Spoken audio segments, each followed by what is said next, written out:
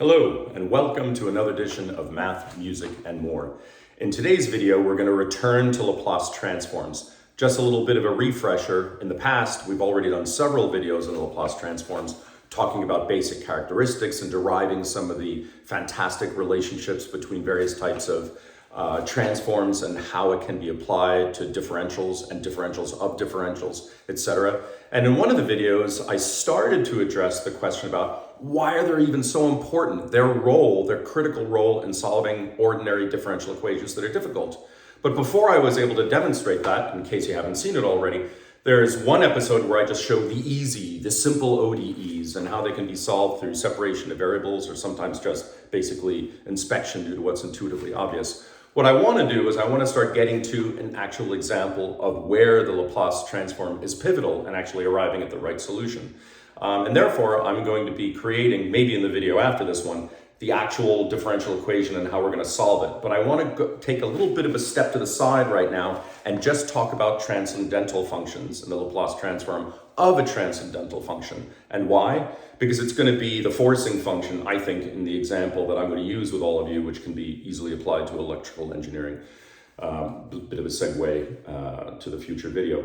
So let's do that. It's a great way to show again how Laplace transforms are calculated. It's a great way to show relationships. And it's a great way to also show how frustrating it can be to calculate these things and therefore why tables are so important. So to save a little bit of time, because I know my videos can get a little bit lengthy, I already wrote some stuff down. So let's think about, as I wrote here, the Laplace transform of sine of omega t. And as you know from the definition of the Laplace transform, it's simply the integral from 0 to infinity of sine omega t times e to the negative st dt. And I think you may remember from some of my past videos, since I haven't really done calculus in decades, I had to sort of come up with my own techniques for figuring out what this integral even is. And again, I look at this and I think, it reminds me of the product rule of differentiation, where wow, if we took the derivative of negative cosine omega t, e to the negative st, then taking the derivative of negative cosine would give us the sine. But the second you take a derivative of something like that, you have to use the product rule, which of course implies that you have two terms. And all I did here was write it out for you already before filming the video. So the derivative of negative cosine omega t e to the negative st is, well, the derivative of the first term, which means you pull out the omega, and then the negatives cancel because the derivative of negative cosine is negative sine. So there we go. No, the derivative of cosine is negative sine. So those negatives cancel. And we have omega sine omega t e to the negative st. Similarly, if we take the derivative of the second and multiply it by the first, we have a negative cosine omega t, but the derivative of the e to the negative st is negative s e to the negative st. So once again, the negatives cancel. So we're left with a plus term here of the integral from s cosine omega t e to the negative st. So now let's take a step back for a moment, because a similar thing happened when I was deriving the Laplace transform for polynomials, that it looked like there was a little bit of a loop that we were getting into, almost like a recursive thing. But here it's going to be a little bit different. Here we notice that if we again move the dt's across, as we did in one of the prior videos, and then just establish integrals, we know that differentiating this thing is easy because it's the integral of d of something, which means it's just something. There's nothing really to integrate. The answer is already there for us, so we can just evaluate it.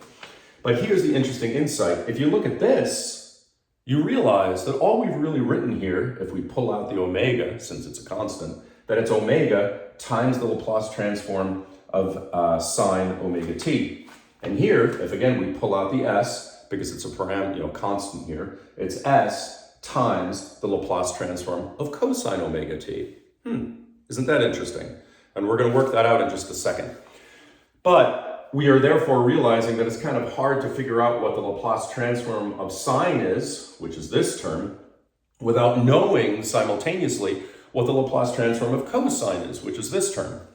And that's why I decided, underneath the dashed line, to go through the same exercise, only with a cosine function.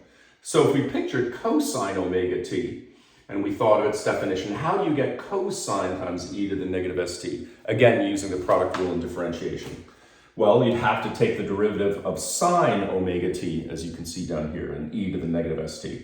And again, because the product rule, you have two terms, you take the derivative of the first, which is just omega times cosine omega t, and obviously with the rest of the terms, and then the derivative of the second. Now you really do have to pull out the negative s and have sine omega t e to the negative st.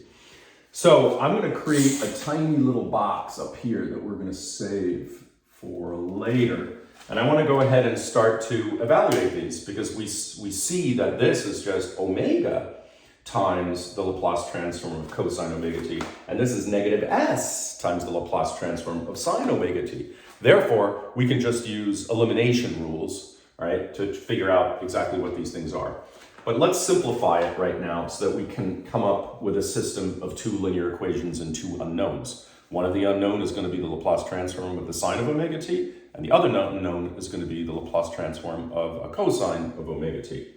So let's evaluate this. Taking this whole integral is nothing more than evaluating this from 0 to infinity. You might say, yeah, but how can I evaluate negative cosine omega t? It's oscillating at infinity, it doesn't go to anything. Yeah, but we have a negative exponential, which obviously decays to an asymptote of 0. So the first term is 0. And then we subtract whatever this thing is at 0. Well, this thing at 0 is just 1, but we have a negative sign. So it's 0 minus negative 1. So the left-hand side of this equation just reduces to 1. So 1 equals omega times the Laplace transform of sine plus s times Laplace transform of cosine. I'm just keeping this for later. See that? Hopefully you can read that tiny little equation that I scribbled up there. Let's do a similar thing here. Here, again, the first term when we evaluated infinity goes to 0. It doesn't matter if sine is oscillating, you have a negative exponential decay. But this is also 0 when evaluated at 0. So actually the left-hand side of this equation is 0. And what do we have here? Here we have, simply by definition, once you pull out that constant, but I'm going to write it on this side if you don't mind, plus omega times the Laplace transform of cosine. And here you pull out the negative s times the Laplace transform of sine. Negative s times the Laplace transform of sine.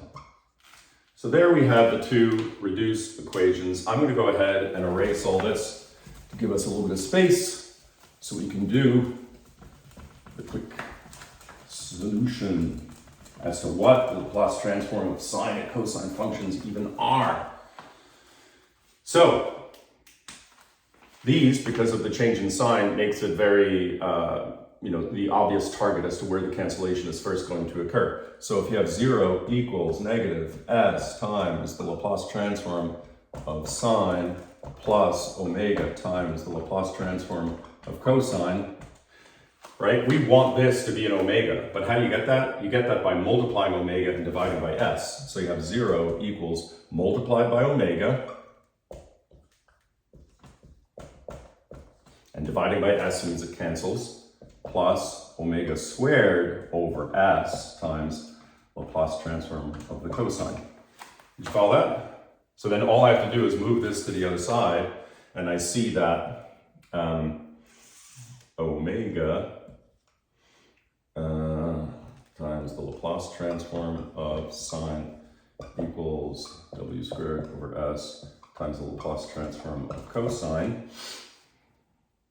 And thereby, you can cross out some of the w's and you just get that the L of sine equals w over s times the Laplace transform of cosine, right?